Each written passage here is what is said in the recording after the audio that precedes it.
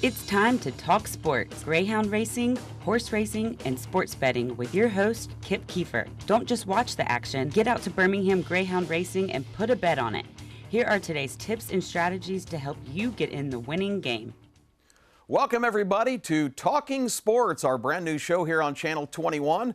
And thank you for being on the maiden voyage, I guess, if is a good way to put it, as we come to you each week at 11 o'clock on Saturday mornings to get you ready for a huge sports weekend.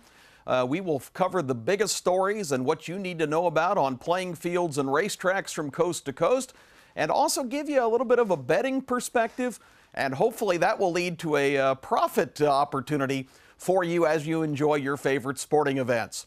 This week, of course, the story is a historic opportunity in New York, the Triple Crown opportunity for Justify in the Belmont Stakes later this afternoon. He will try to become the 13th horse to ever achieve admission into the most exclusive club in horse racing, and we're going to cover it for you and give you some perspectives on what he's going to face, who he's going to have to beat today, and also some wagering strategies to hope to lead to you to cashing a nice ticket on the Belmont Stakes. So let's get started with the program and tell you about a little bit of the history of the Triple Crown. I mentioned there's only been 12 previous winners, and here they are. In 1919, Sir Barton was the first guy to turn the trick.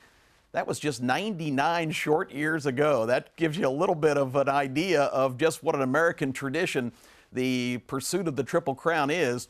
Then look at the clusters of wins. This is an interesting historical fact if you look at the Triple Crown.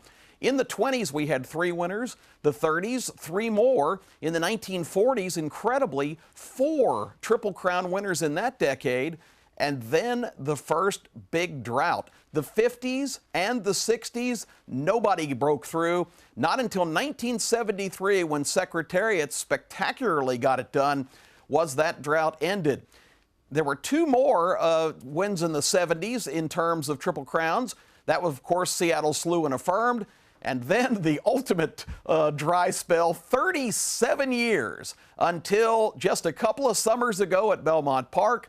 And we all marveled at finally seeing a Triple Crown winner, the first one in a lot of people's lifetimes, as American Pharoah got it done at Belmont. As they come into the final furlong, Frosted is second with 1/8 of a mile to go. American Pharoah's got a 2-length lead. Frosted is all out at the 16th pole. And here it is. The 37-year wait is over. American Pharoah is finally the one. American Pharoah has won the Triple Crown.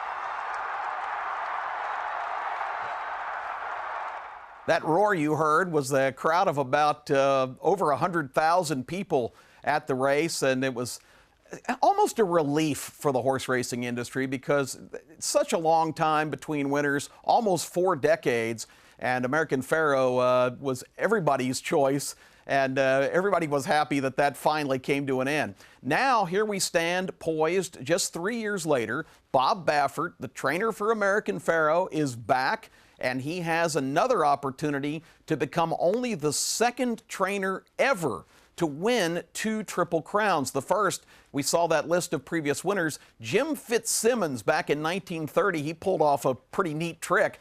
Gallant Fox won the Triple Crown, and 5 years later, Jim Fitzsimmons returned with Omaha, the son of Gallant Fox. So not only did he have 2 winners, he had a father-son combination, Gallant Fox and Omaha, who won Triple Crowns. Now, American Pharoah and Justify are not related other than the trainer Bob Baffert, but it would be his chance to join Fitzsimmons as the only trainer to pull that feat twice. Mike Smith is the jockey for Justify, and he was already a big-time performer, winning a lot of exciting races like the Kentucky Derby. But Justify and Mike Smith are digging down on a 2-length lead. Good Magic is wandering about the track from far behind. Audible rallies to be 3rd. They're coming to the final 16th, and it's Justify and Good Magic and Audible. Justify in a 2-length lead. Final try from Good Magic. All rise for Justify. The Kentucky Derby was never in doubt. Wins by 2.5. It's tight for second between Good Magic and Audible, and Stilled Regard was 4th. So not only did he overcome a field of 19 challengers in the Kentucky Derby, which is ominous enough, but it was also the sloppiest, messiest, most underwater Derby of all time. 3+ inches of rain in the Louisville area in the 12 hours prior to the Derby. He overcame all of that and triumphed very impressively in the Derby. 2 weeks later, it was Baltimore, Maryland. The Preakness Stakes was the next challenge. And this time, he had a little bit of tougher task. Good Magic, who you just saw run second in the Derby, the tactics were changed by his trainer, Chad Brown. They went after Justify early and forced him to really run a tiring, grueling race, basically matching strides for over a mile with the previous juvenile champion in Good Magic. Finally, Justify put him away shortly before the wire and held off the charge of a couple of horses trying to close ground late. But despite the fact that some people thought that might have been a little bit of a regression, I think the expectations for Justify got a little bit out of control. Because he didn't win by a wide margin, people thought that he's vulnerable now. I'm not so sure. He's trained beautifully coming up to the Belmont. He drew post position number 1 for this race, which some people thought was detrimental. But in the Belmont, that's not going to be as big a factor as it would be in a race like the Kentucky Derby with so many contenders. Only 10 horses going to the post today, and Justify's got enough natural speed that he should be able to get away from that gate in great shape and not have any traffic problems. It all points to Justify today. He's the 4-5 morning line favorite, the prohibitive choice to get the job done here today in the Triple Crown. And if he wins the Belmont, it will once again be number 13 on the most prestigious list in horse racing. Now, when we come back, we're going to take a look at the field in its entirety and tell you a couple of the contenders that just might have some other plans to alter destiny today.